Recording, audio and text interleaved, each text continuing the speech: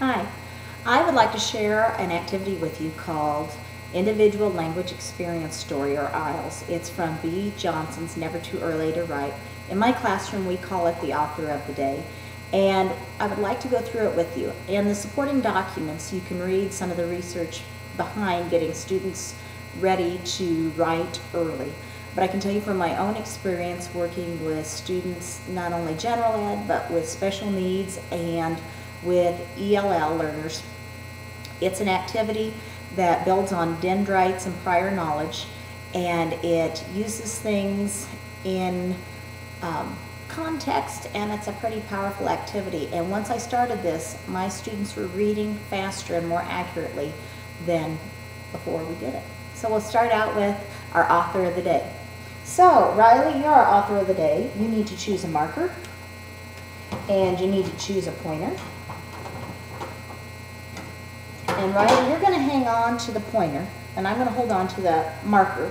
And today, you're going to be the author, and I'm going to be your secretary. And we're going to write a story together. It's just to make it fun for the kids. It's great to have a variety of markers. I always take the yellow out so that I can see. It's also good. I just have the hand pointers here, but you can have a variety of pointers. They're a lot of fun. So we're going to start at the top. We always start with the date.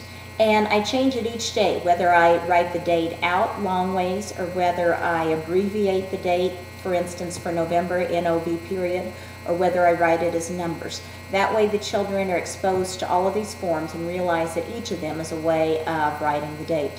So we would say today is November, capital N, O, B, period. 22nd,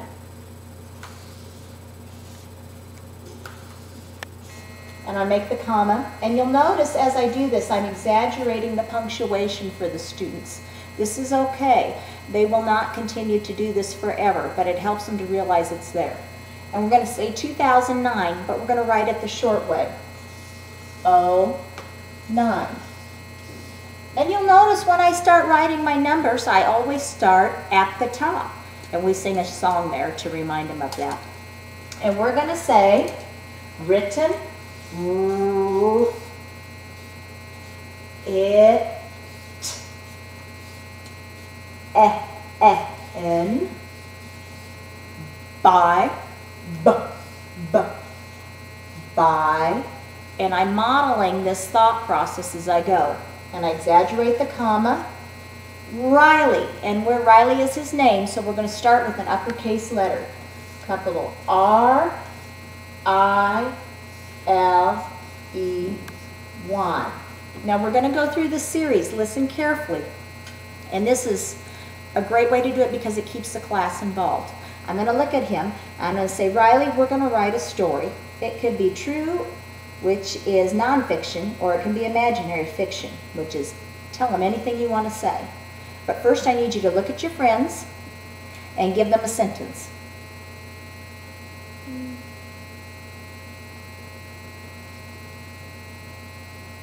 And this often happens. They may not know what to say. So I might say, dogs are fun when you play with them. Okay, say it again real loud. Dogs are fun when you play with them.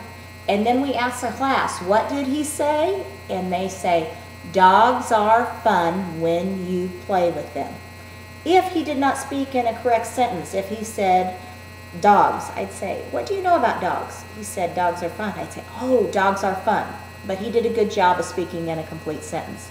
So let's do this. Remember, the first letter in a sentence is an uppercase letter. D, D, all. And as you go, the children are start to chime in as they hear the sounds, what letters you're supposed to write there. Dogs. I leave a space. R. I leave a space. Un. I leave a space. When. And I leave a space. That's right. Silent W. You.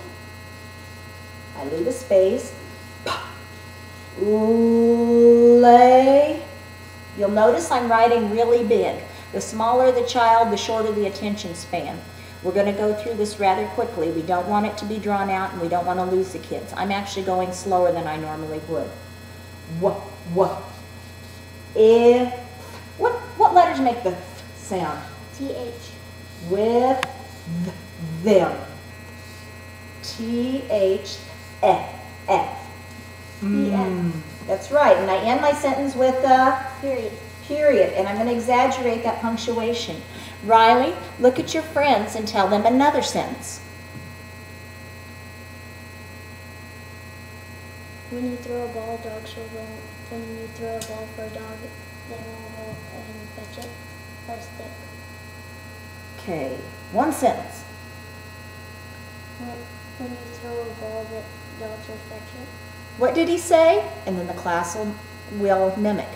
When you throw a ball, they will fetch it. So we start out over here with a capital W. What? N. And I leave a space. You. Leave a space. Row. A. Ball, comma, and I'm going to exaggerate that punctuation, they, ill, and we're just going to remember the rest of the story. Now, I want you to listen to Mrs. Witham read the story, and then next you're going to read it with Riley. Here we go. November 22nd, 2009. Written by Riley. Dogs are fun when you play with them. When you throw a ball, they will fetch it. And you'll notice I'm not hopping from word to word. I'm modeling that left to right and fluency. Now, class, let's read it with Riley. Here we go. And if he doesn't know what to do, I will model that with my finger. I think he will, so we won't have to worry about that. November 22nd, 2009. Written by Riley. Dogs are fun when you play with them. When you throw a ball, they will fetch it. And it's okay if you're not right on the word at the time. You want to do it as close as possible, but that's part of the fluency. So then we're going to have Riley look at his friends, and we're going to say, class, I want you to ask Riley 3 questions about his story. And we don't have a class here today, so I'll do that. I'll model that.